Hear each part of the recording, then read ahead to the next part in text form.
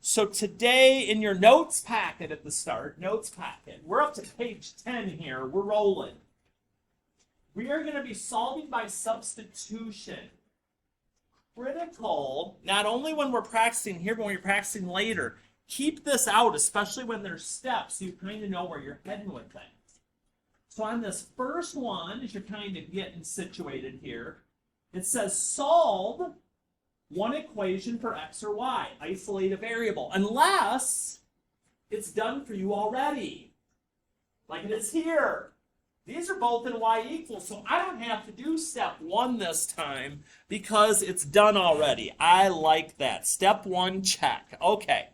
Step two, substitute the resulting equation from step one into the other equation for that variable. Okay, what?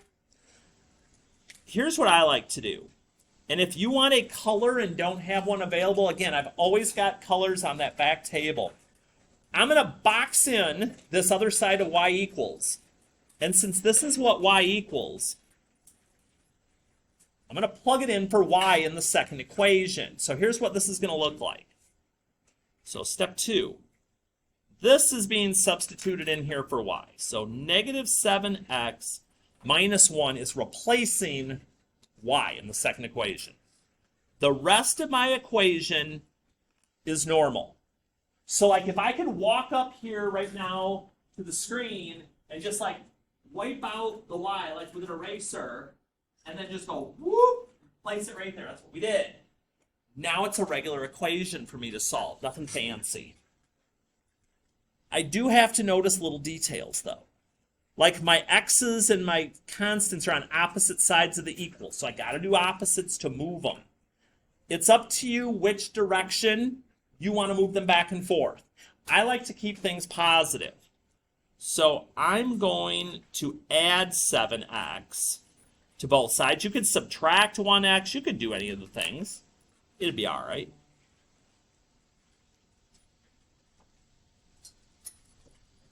So I've got all my x's together. And once we get all our x's together, the goal is to get them alone. Still doing opposites.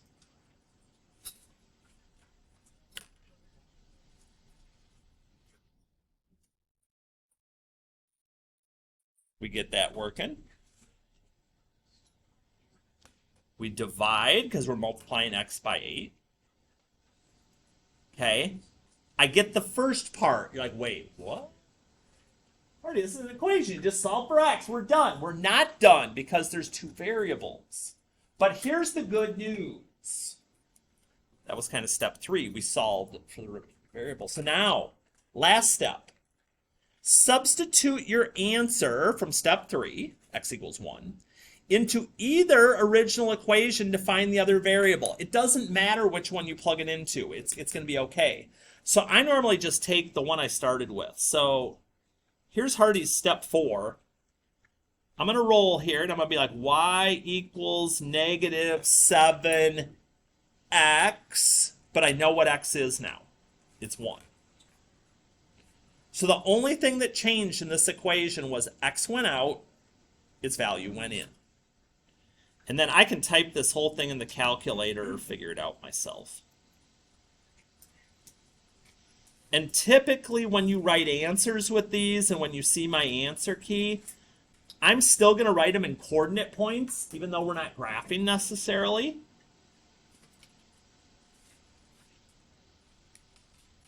So this is what I'm hoping for, but I will take this, okay? So there's always going to be that order of things that we're trying to do when we work through these. Now, we're always hoping, crossing our fingers, that one of them will be x or y equals all the time. So we get lucky one more time here with number 8. Once you find your x or y equals, box that other side up and pay attention to what the variable is. It's y equals. So this box is going in right there where that y is. So everything in this step, in this equation, up until I get to y is the same, But when I get to y, it gets replaced by the stuff in the box. So we're literally taking just the y out, see the 3's still here, and replacing it with what I put in here.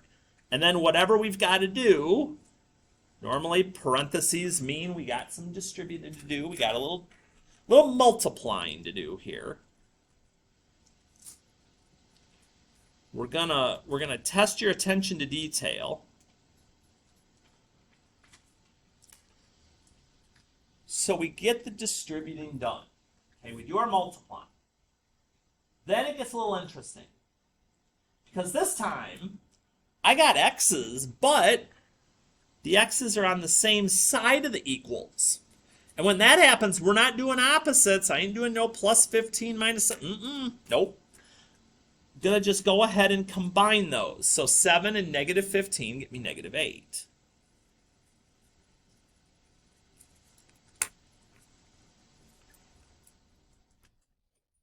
And now that our x's are by themselves, I'm slowly going to start working, get myself a little bit of help on this one. Get out of the graphing just a minute here. All right.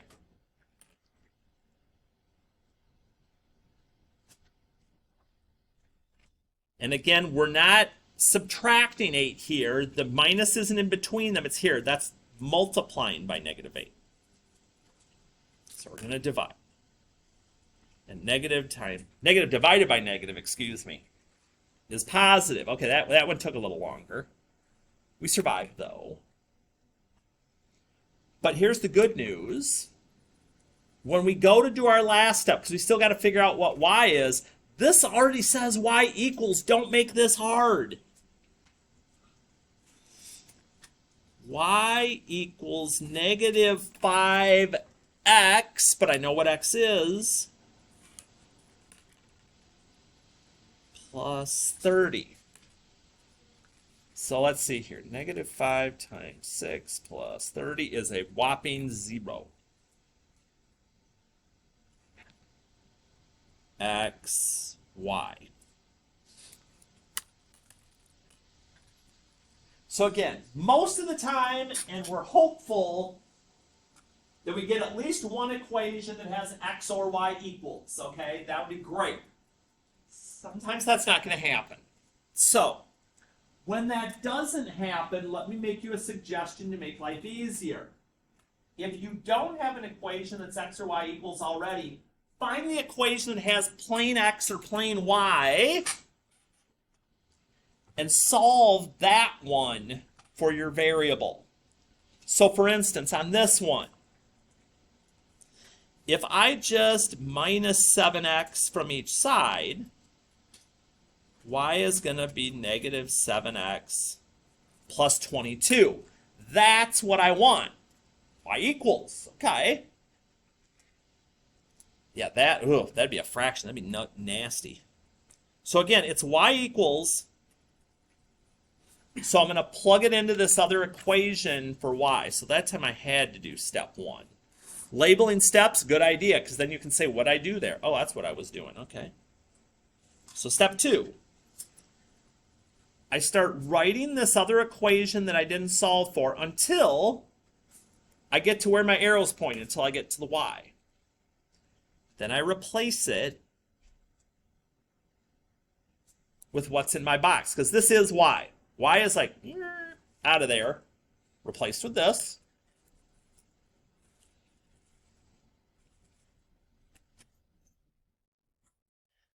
And now we basically have the same situation that we had in number 8. There's going to be some small twists and turns that we got to do. But if our basic algebra is pretty good, we're going to be in pretty good shape with these.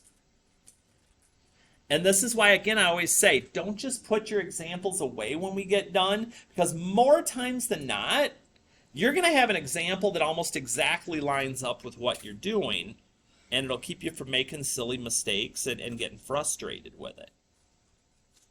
Don't want the frustration. X's are on the same side, so I just put them together. No big thing. Let's get them bad boys alone.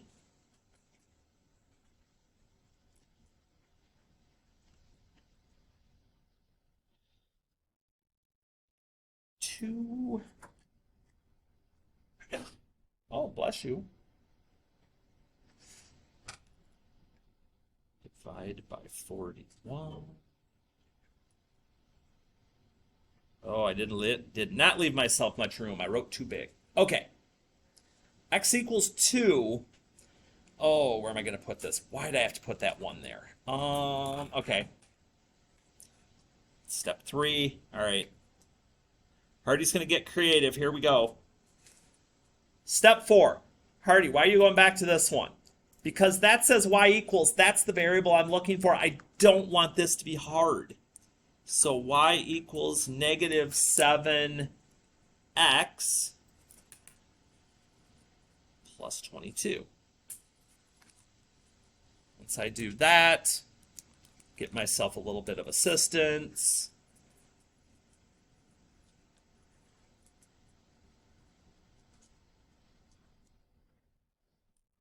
Go about my merry way. Okay. The last couple that we're going to take a look at, and it might, well, we'll see if it's a couple. It might be one. We're going to find out here in a minute. So when we look at this next one, okay, number 11, I'm like, none of them are solved for y, Hardy. It's true, but here's what I'm going to be asking you about. So what happens if I'm doing number 11? I see two things I could do. I could divide all these by 2. That'd be y equals. I could minus the 3x and then divide through. That would work. It's going to be up to you. I'm going to do the top one, actually. I'm going to divide everything by 2 because I need y by itself. That just looked like the easiest option to me. If you'd have gotten this one by itself, that would have worked okay too. So once I get that solved, it's y equals, I go to my other equation, I go, okay, y equals, right in there. So, step 2. I start copying this equation I'm substituting into. When I get to the y, replace it with what's in the box. Again, colors can be helpful here because it lets you see, oh, that was the part that got substituted in. It's a different color.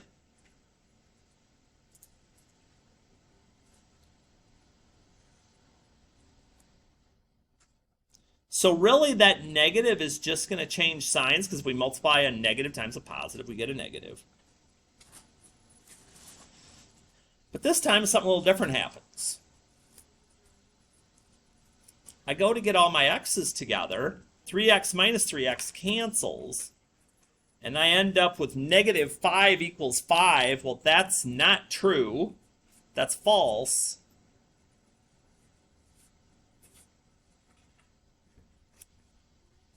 And so we end up with no solution. Just looking at one thing quick, I want to see. Yep, I'm not doing that to you. Okay. So one last one because I'm going to zap out part of the homework here. Where am I at? 14 minutes. We're good. We're going to give the old x to number 12. I'm not putting you through fractions with this stuff right now. That's not going to be our best route. So question. Number 10, I don't see one solved for x or y. Which equation is going to be easier to solve for x or y? Top one. What's the one thing I got to do to get the top one solved for x? Oh, no, don't move the x. That's going to make life harder. Okay. Here, we want the x by itself. So we're going to add 7y to both sides. So step 1, x equals 7y plus 53. We haven't had any x's to plug in yet. Here's something new. So there's my x. I go to the equation I did not solve. Right there.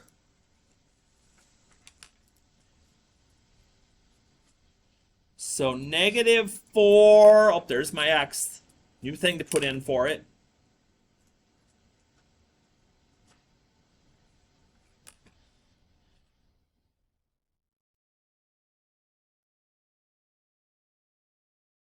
So I just recopied this second equation.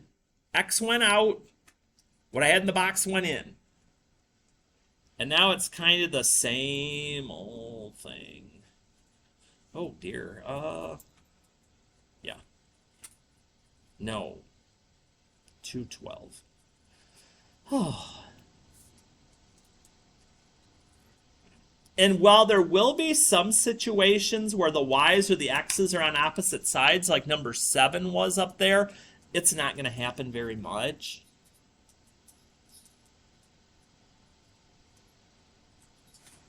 So let's see here. Add the 212. Man, that's some big numbers. 231. Divide by negative 33.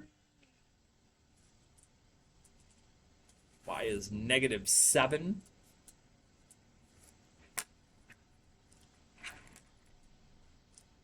And then again, keep life simple.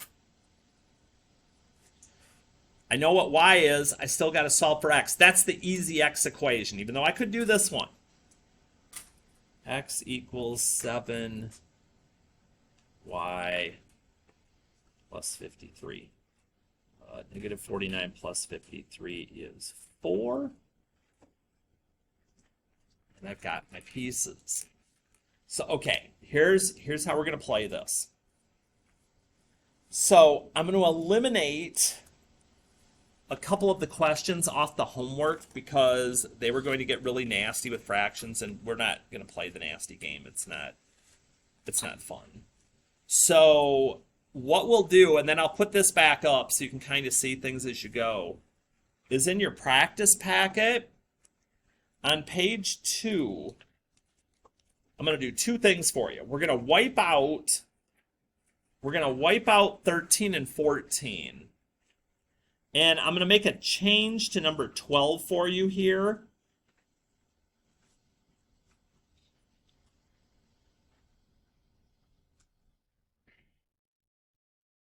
I'm going to get rid of that fractional equation for you and replace it with one that's workable.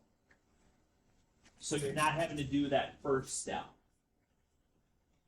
So every question that you have left here, these 6, either already have a variable solved for, or you can have x or y solved for in one step. And it's just like the examples. So do this well, because tomorrow we're going to hover on these 2 sections. The page after this is a review with graphing and with this stuff. I am taking my sweet time through this area because I want to make sure it goes really, really well when we quiz it next week. So make sure you are practicing asking questions and the like to make sure that next quiz grade is a good one.